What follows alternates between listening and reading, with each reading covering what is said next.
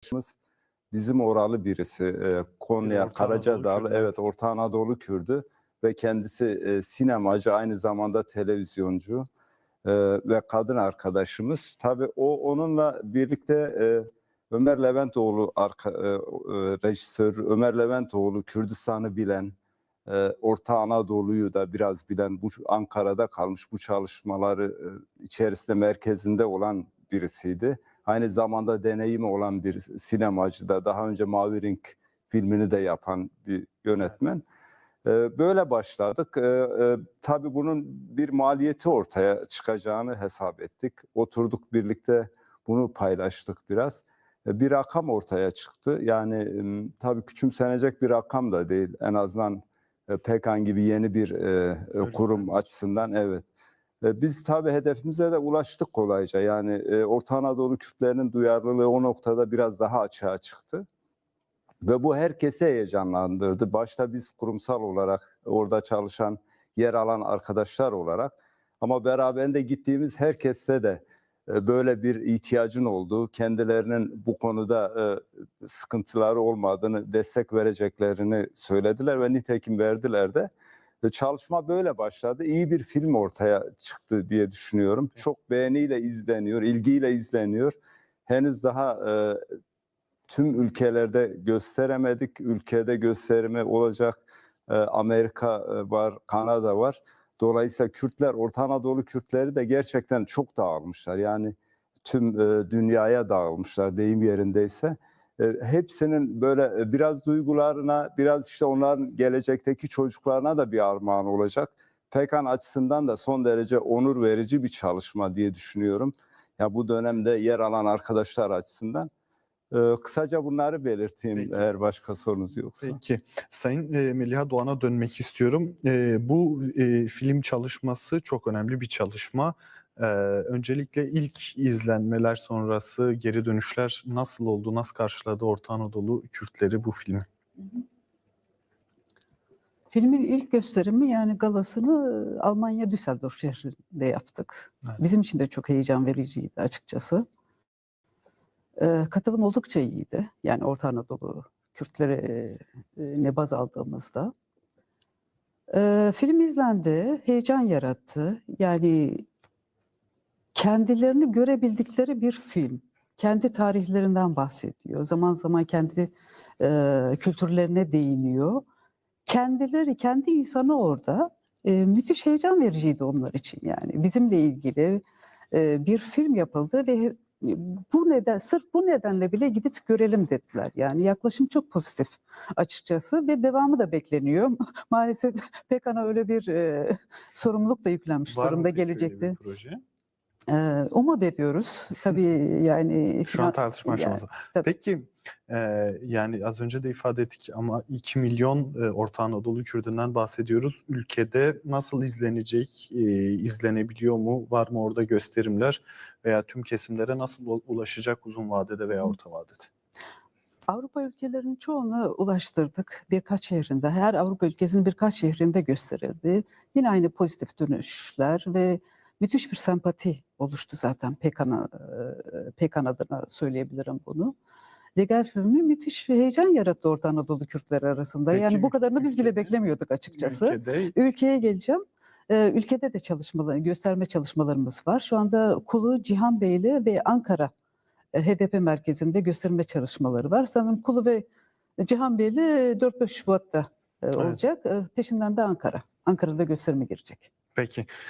Sizin filme ilişkin eklemek isteyecekleriniz olacak sanırım. Bu film çalışması neden önemli? Siz ne söyleyeceksiniz? Şimdi Orta Anadolu Kürtlerinin tarihi çok yakın bir tarih.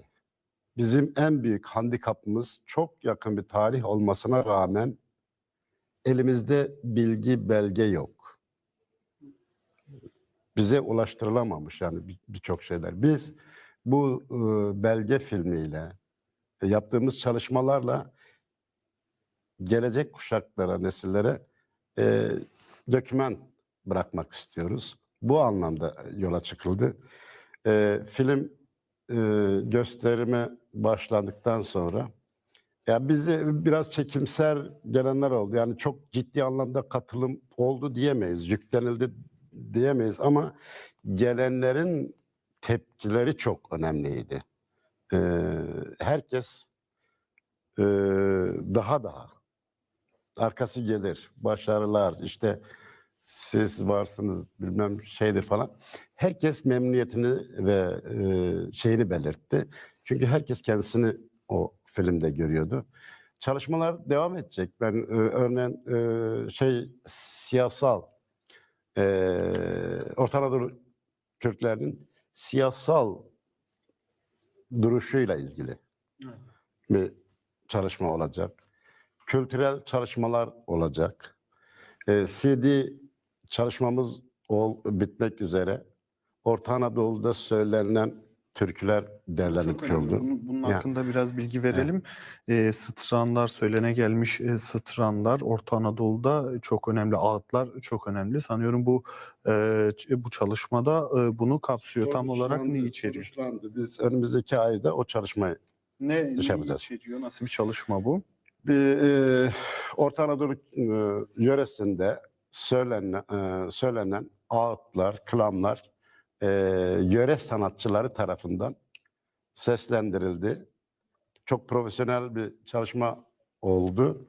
CD veya USB şeklinde çıkaracağız. Onun şeyini bekliyoruz. CD olarak düşünmüştük ama CD biraz güncelliğini getirdi. demode oldu. Şu anda USB, onun da belli bir ekonomik şeyi var. Külfeti olacak. Biz onu tartıştık bu son toplantımızda. Önümüzdeki ay içerisinde CD'miz hazır olacak. Peki. Onunla da geceler yapacağız arkasından. Peki.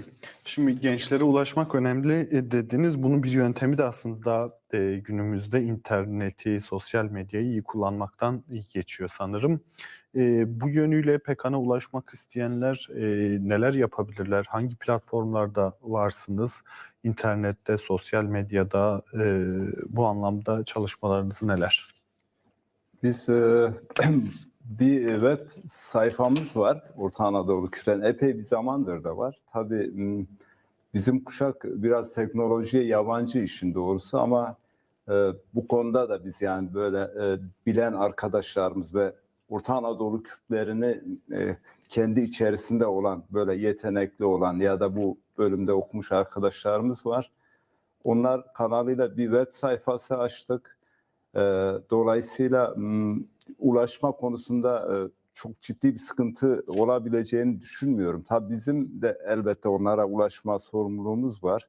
Bu çerçevede biz de çalışmalarımızı dediğim gibi böyle ülke ülke, şehir şehir oluşturmaya çalışıyoruz. Tabii dediğim gibi yani biraz bu noktada bize ulaşmak isteyenler, bize katkı sunmak isteyenler olacaktır. Biz bekliyoruz yani özellikle bizden sonraki kuşağın bu rolü çok daha iyi oynayabileceğini. Çünkü Çünkü sosyal medya hesaplarınız var mı? sosyal medya WhatsApp'ımız var. WhatsApp. Yine işte web sayfamız var. Bir de YouTube üzerinden. YouTube kanalımız var. Aynen öyle. Bu özellikle televizyon yayınlarımız YouTube kanalı üzerinden yürütülüyor. Orada da yani basın yayın komisyonumuz var ve genç arkadaşlarımız özellikle içerisinde. Evet. Tabii dediğimiz gibi çalışmalar henüz istenilen düzeyde değil. Ama biz şunu özellikle göz ardı etmemeliyiz diye düşünüyorum. Yani bu biraz da ailelere de düşen sorumluluk. Yani çocuklarıyla ilişkilerinde böyle bir toplumsal yapı yok oluyor. Yani böyle bir gerçeklik, realite var. Yani bu mevcut sistem yani en çok kutsadığı aile yapısı bile bir parçalanma aşamasına gelmiş. Dolayısıyla Orta Anadolu Kürtleri işte hala ülkeyle ilişkileri olan birçoğu yaz dönemlerinde izne giden insanlarımız ve bu anılarını yaşatmak istiyorlarsa bu çerçevede çocuklarını da bu noktada biraz bu yönlü kanalize etmeliler. Yani bu sorumluluk biraz da onlara düşüyor. Birlikte hareket edilirse ben inanıyorum son derece yani kendilerinin çocuklarına karşı olan sorumluluklarını da yerine getirmiş olurlar. Yani bu sadece PKK'nın bir çalışmasından öte, yani PKAN aslında bir bütün Orta Anadolu Kürtlerinin de bir kurumu. Yani o çerçevede ele alınmasını düşünüyoruz, bekliyoruz. Benim dediğim gibi, yani biz mesela Orta Anadolu'da yaşadığımız için çok daha ciddi bir örgütlenme sorunumuz var. Yani son derece katı bir toplumsal yapı var karşımızda. İşte Kürtlerin en dillerine bile tahammül etmeyen bir gerçeklik var ve bunlar, yani biz eskiden varlığımızı aileler çocuklarının ulusal bilinç yoktu en azından.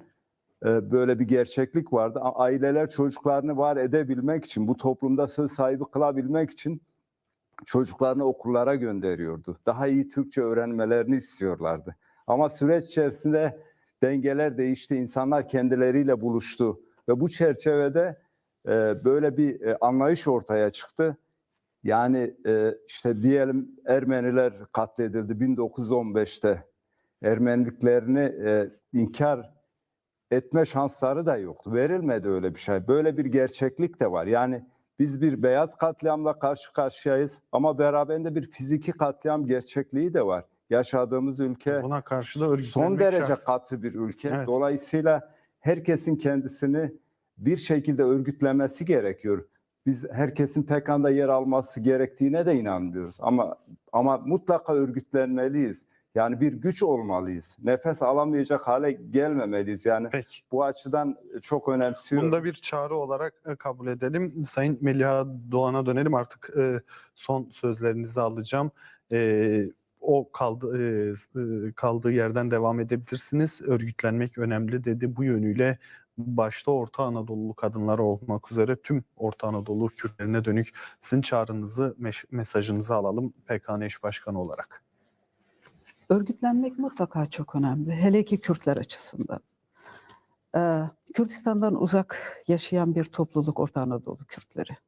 Ama Kürtler ne kimliklerini satabiliyorlar ne de kimliklerini alabiliyorlar. Tek çareleri ona sahip çıkmak. Sahip çıkma biçimi de mutlaka örgütlü olmalı. Örgütlenebilirlerse yani güç sahibi olurlar. Yani hem Avrupa'da, Türkiye'de belki bazı siyasal sorunlar yaşayabilirler ama Avrupa'da yani güç sahibi olmalarının tek çaresi Orta Anadolu Kürtlerinin diasporada örgütlenmesidir. Ve bu anlamda PKAN var. Herkesi PKAN'ın çatısının altına davet ediyoruz. Dayanışma göstermelerini istiyoruz. PKAN'daki Orta Anadolu Kürtleriyle diğer Orta Anadolu Kürtlerine açıkçası. Desteklerini sunabilirler. Bizleri tanımak istiyorlarsa tüm sosyal medya mecralarındayız, alanlarındayız. Instagram'dayız, Facebook'tayız. Tüm PKAN TV ve PKAN Jin TV programlarını YouTube'dan da izleyebilirler. Bizi oradan takipte edebilirler. Haberlerimizi, güncelde ne olup bittiğiyle ilgili PKAN'da. Öte yandan bir web sitemiz var. Burada köşe yazılarımız var. PKK'la ilgili bilgi edinebilirler. Orta Anadolu Kürtlerine tarihi, kültürüyle ilgili veya şiir çalışmaları var. Bu köşe yazılarını okuyabilirler. Yani bize ulaşmak çok kolay. Yeter ki gönüllerinden PKK geçsin ve aramıza katılsınlar, bizimle dayanışma göstersinler. Peki. Ve biz de onların sesi olalım, temsilcisi olalım. Peki. Size dönelim Sayın Hasan Bozlak. Sizin son sözlerinizi alalım. Orta Anadolu Kürtlerine dönük ne söyleyeceksiniz? Evet. Orta Anadolu Kürtleri asimilasyonla mücadele gerekliliğini farkındalar ve bu konuda siyasal bilinçleri var. Özellikle de Avrupa'ya açılmış olan kesim çağdaş bir kesim, çağdaşlaşmış ve çağdaş toplum örgütlü toplumdur. Bizim çok farklı bir şeyimiz daha var. İlk gelen Orta Anadolu Kürtleri 68'li yıllarda gelenler daha çok işçiydi. Ondan sonra gelenler yerleşmek amacıyla geldi ve şu anda gençlerimiz kendisini son derece yetiştirmiş. Belki 3000'in üzerinde üniversite mezunu, ciddi meslek sahibi gençlerimiz var. Biz imkanlarımız var. Orta Anadolu Kürtleri her yere dağılmış. Bizim 6 ülkede var örgütlüğümüz. 8 ülkede örgütlenmeye çalışıyoruz. istediğimiz alanda istediğimiz çalışmayı yapma gücümüz var. Yani biz bu şehirde bu 3 arkadaş kalkıp yanımıza 15 arkadaş daha alarak çat kapı çalışma yürütebiliriz. Bizim bu gücümüz var.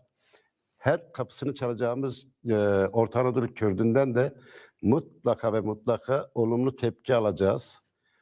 Çünkü biz birbirimizden farkımız yok. Örgütleneceğiz, örgütleneceğiz, örgütleneceğiz diyoruz. Güçleneceğiz. Peki. Çok teşekkür ediyorum. Süremizin sonuna geliyoruz. PKN Eş Başkanı Meliha Doğan, PKN Yöneticisi Hasan Bozlak, PKN Almanya Eş Başkanı Sayın Ali Fuat Gürsel yayınımıza katıldığınız değerlendirme ve yorumlarınız için teşekkür ediyorum.